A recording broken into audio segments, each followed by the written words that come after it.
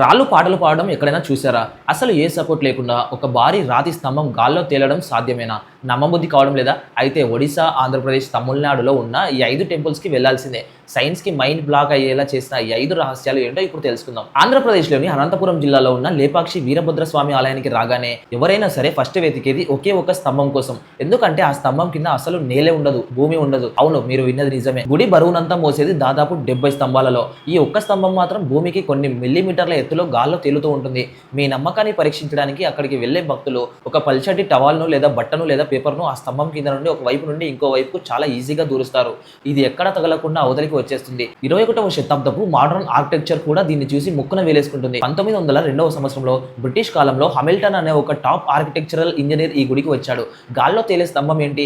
ఇదంతా అబద్ధం, ఇందులో ఏదో ట్రిక్ ఉంది అని ఛాలెంజ్ చేశాడు. ఆ రహస్యం కనుక్కోవడానికి ఒక భారీ ఐరన్ రాడ్ ని తీసుకొని ఆ స్తంభాన్ని బలంగా కదిలించడానికి ప్రయత్నించాడు. కానీ ఆశ్చర్యం ఏమిటంటే ఎప్పుడైతే ఆ పిల్లర్ ని అతడు కదిలించాడో ఆ మరుసటి క్షణమే గుడిలో ఉన్న మిగతా స్తంభాలన్నీ కదలడం మొదలయ్యాయి.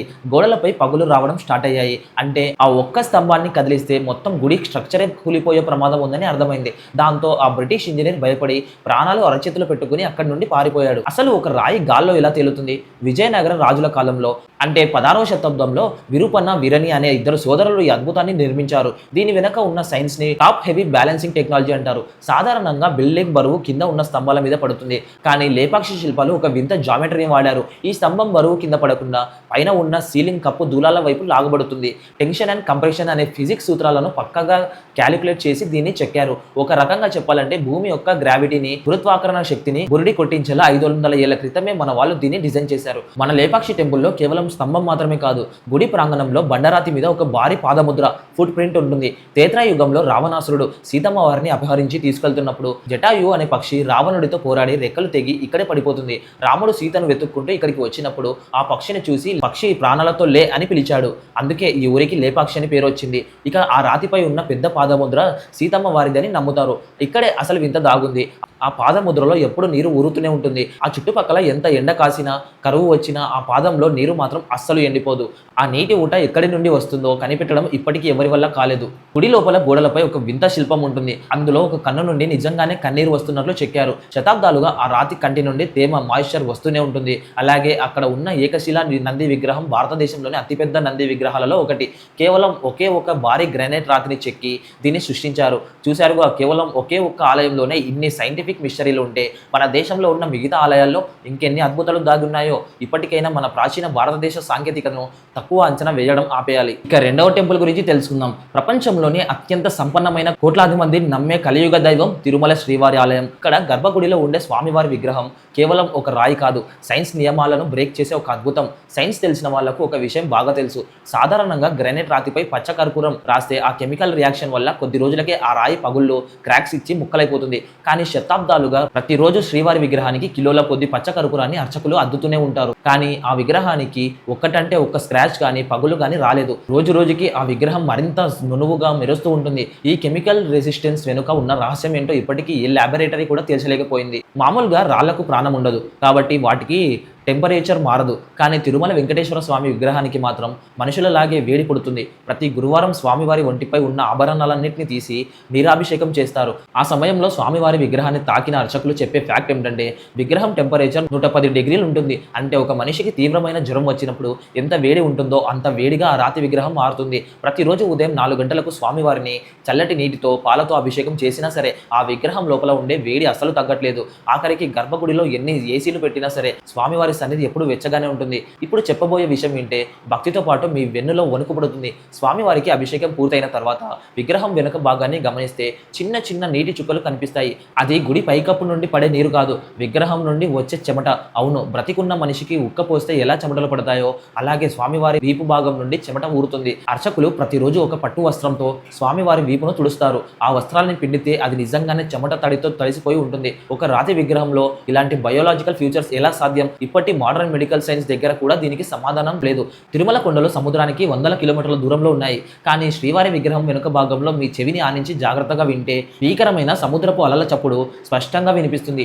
దీని వెనుక కొందరు సైంటిస్టులు ఒక థియరీ చెప్పారు. ఈ విగ్రహాన్ని నార్మల్ రాయి నుండి కాకుండా ఒక రకమైన సోనోరస్ మెటీరియల్ లేదా అంతరిక్షం నుండి పడిన ఉల్కా మెటీరాయిడ్ తో చేసి ఉండొచ్చని నమ్ముతారు. ఆ రాతి లోపల ఉండే సహజ సిద్ధమైన వైబ్రేషన్స్ వల్ల అది మన చెవికి సముద్రపు సౌండ్ లాగా వినిపిస్తుంది. కానీ ఆ సౌండ్ కేవలం అలల శబ్దం లాగే ఎందుకు ఉంటుంది అనేది మాత్రం ఇప్పటికీ ఒక పెద్ద మిస్టరీనే. స్వామివారి తలపై ఉన్న జుట్టు కృత్రిమమైనది కాదు. సైంటిస్టులు దీన్ని మైక్రోస్కోప్ లో టెస్ట్ చేసినప్పుడు జీవం ఉన్న మనిషి జుట్టు లాగే క్యూటికల్స్ కలిగి ఉన్నట్లు తేలింది. ఆ జుట్టుకు ఎప్పుడూ చిక్కులు పడవు, ఎప్పుడు సిల్కీగా ఉంటుంది. అలాగే మనం గుడి బయట నిలబడి చూసినప్పుడు స్వామివారి విగ్రహం కరెక్ట్ గా గర్భగుడికి మధ్యలో ఉన్నట్లు కనిపిస్తుంది. కానీ నిజానికి టెక్నికల్ గా ఆ విగ్రహం గర్భగుడికి కుడివైపు మూలలో ఉంటుంది. బయట నుండి చూసే వాళ్లకు అదొక ఆప్టికల్ ఇల్యూషన్ లాగా మధ్యలో ఉన్నట్లు డిజైన్ చేశారు. ఇక మూడవ టెంపుల్ పేరు పూరి జగన్నాథ టెంపుల్. భారతదేశంలోని అత్యంత రహస్యమైన సైన్స్ కు అందని ఆలయం ఏదైనా ఉందంటే అది ఒడిశాలోని పూరి జగన్నాథ ఆలయమే. ఈ గుడి ప్రాంగణంలోకి అడుగు పెట్టగానే ప్రకృతి నియమాలన్నీ తలకిందులైపోతాయి. మామూలుగా గాలి ఎటు వీస్తే జెండా అటువైపే ఎగురుతుంది. ఇది ఫిజిక్స్. కానీ ఆ గుడి గోపురం పైన ఉండే జెండా మాత్రం గాలి వీచే దిశకు ఎప్పుడు పూర్తి వ్యతిరేక దిశలో ఆపోజిట్ డైరెక్షన్ లో ఎగురుతుంది. అది ఎందుకు అలా జరుగుతుందో ఇప్పటి వరకు ప్రపంచంలో ఏ సైంటిస్టు కనిపెట్టలేకపోయారు. అంతేకాదు ప్రతిరోజు ఒక పూజారి ఎలాంటి సేఫ్టీ బెల్ట్స్ లేకుండా కేవలం చేతులతోనే 45 అంతస్తుల బిల్డింగ్ ఎత్తు ఉండే ఆ గోపురాన్ని ఎక్కి పాత జెండాను తీసి కొత్త జెండాను మారుస్తారు. ఒక్క రోజు కూడా ఈ జెండాను మార్చకపోయినా ఈ గుడిని వచ్చే 18 ఏళ్ల పాటు మూసేయాల్సి వస్తుంది. ఇది ఇక్కడి నమ్మకం. ఈ ఆలయం సముద్ర తీరానికి చాలా దగ్గరగా ఉంటుంది. జాగ్రత్తగా అర్థం చేసుకోండి. సైన్స్ ప్రకారం సముద్ర తీరాల్లో పగటి పూట గాలి సముద్రం నుండి భూమి వైపుకు వస్తుంది, రాత్రిపూట భూమి నుండి సముద్రం వైపుకు వెళ్తుంది. దీన్ని సీ బ్రిజ్, ల్యాండ్ బ్రిజ్ అంటారు. కానీ పూరి జగన్నాథ్ టెంపుల్ ఏరియాలోకి రాగానే ఈ జాగ్రఫీ రూల్ పూర్తిగా ఉల్టా అయిపోతుంది. ఇక్కడ పగటి పూట గాలి భూమి నుండి సముద్రం వైపు, రాత్రిపూట సముద్రం నుండి భూమి వైపు వీస్తుంది. ఇది ఒక్కటే కాదు, ఈ ఆలయం పైనుండి ఒకటంటే ఒక్క పక్షి కూడా ఎగరదు. ఆఖరికి ఏ ఏరోప్లేనో లేదా హెలికాప్టర్ కూడా ఈ గుడి పై నుండి ప్రయాణించవు. దీన్ని నో ఫ్లై జోన్ గా ప్రభుత్వం ప్రకటించలేదు. కానీ పక్షులు కూడా దీనిపై నుండి వెళ్ళడానికి భయపడతాయి. ఇప్పుడు చెప్పబోయే ఫ్యాక్ట్ వింటే మీ మైండ్ ఖచ్చితంగా డిస్టర్బ్ అయిపోతుంది. ఎంతటి ఎండ ఉన్న రోజుల్లో ఏ సమయంలో అయినా సరే ఈ ప్రధాన ఆలయం గోపురం యొక్క నీడ అస్సలు కింద పడదు. దీని వెనక దాగున్న అడ్వాన్స్డ్ ఆర్కిటెక్చరల్ సైన్స్ ఏంటో తెలుసా? 12వ శతాబ్దంలో ఈ గుడిని కట్టిన శిల్పులు దీనికి ఒక వింతైన పిరమిడ్ ఆకారాన్ని, ఇంటర్లాకింగ్ సిస్టమ్ను వాడారు. సూర్యుడు ఏ యాంగిల్లో ఉన్నా ఆ కాంతి కిరణాలు గుడి గోపురాల కర్వ్స్ వల్ల రిఫ్లెక్ట్ అయ్యి ఒకదానికొకటి క్యాన్సిల్ అయిపోతాయి. కానీ కింద నీడను ఫామ్ చేయవు. 800 ఏళ్ల క్రితమే ఇంతటి అడ్వాన్స్డ్ టెక్నాలజీని మన వాళ్ళు వాడారంటే నమ్ముతారా? పూరి జగన్నాథ్ ఆలయానికి 4 ద్వారాలు ఉంటే అందులో ప్రధానమైనది సింహద్వారం. ఈ ద్వారం బయట రోడ్డు మీద నిలబడినప్పుడు సముద్రపు అలల శబ్దం చాలా భయంకరంగా, భీకరంగా, స్పష్టంగా వినిపిస్తుంది.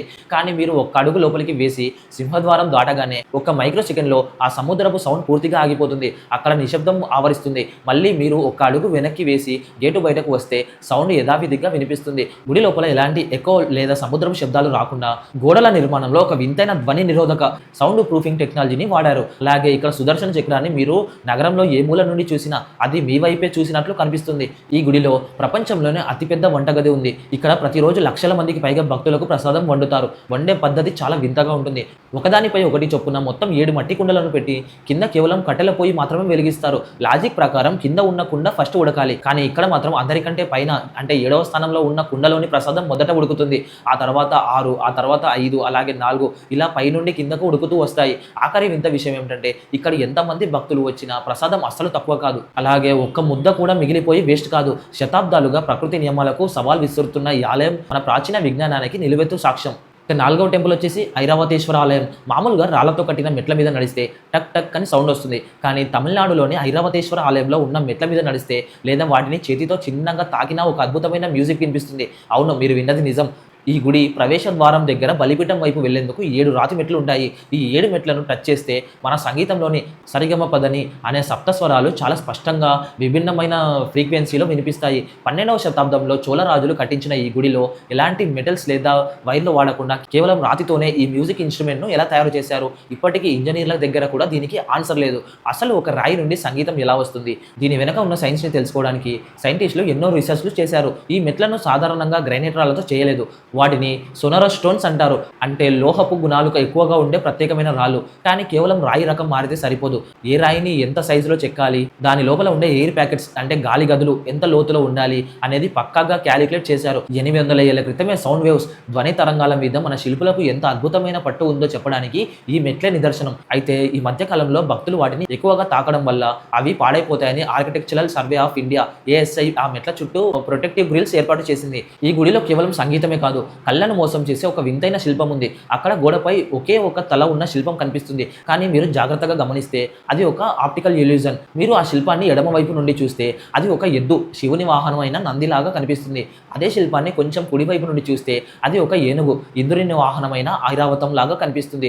రెండు వేర్వేరు జంతువుల శరీరాలను ఒకే ఒక తలతో కనెక్ట్ చేస్తూ చూసే యాంగిల్ని బట్టి రూపం మారేలా చెక్కడం అనేది ఆ కాలపు 3D ఆర్ట్ టెక్నాలజీకి ఒక పెద్ద ఎగ్జాంపుల్. మన ప్రాచీన శిల్పులు కేవలం శిల్పాలు చెక్కడం మాత్రమే కాదు, భూగోళ శాస్త్రాన్ని, ఆస్ట్రానమీని కూడా పక్కాగా వంట పట్టించుకున్నారు. ఈ ఐరావతేశ్వర ఆలయం గోపురం మరియు గర్భగుడి అలైన్మెంట్ ఎంత పర్ఫెక్ట్గా ఉంటుందంటే సంవత్సరంలో వచ్చే కొన్ని నిర్దిష్టమైన రోజుల్లో ఉదయం పూట సూర్యుడు ఉదయించగానే ఆ సూర్యుడు కిరణాలు గుడి బయట ఎక్కడో ఉన్న నంది పాదాలను తాకుతాయి. అక్కడ నుండి రిఫ్లెక్ట్ అయ్యి నేరుగా ప్రయాణించి చీకటిగా ఉండే గర్భగుడిలోని శివలింగంపై పడతాయి.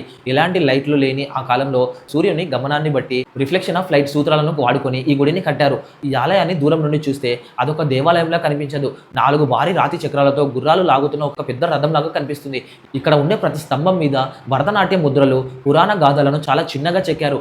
సంగీతం, విజ్ఞానం మరియు శిల్పకళ ఈ కలయికే ఐరావతేశ్వర ఆలయం యొక్క ప్రత్యేకత. ఇప్పటికైనా మన ప్రాచీన టెక్నాలజీని చూసి గర్వపడదాం. ఈ వీడియో మీకు నచ్చినట్లయితే ఖచ్చితంగా లైక్ చేయండి.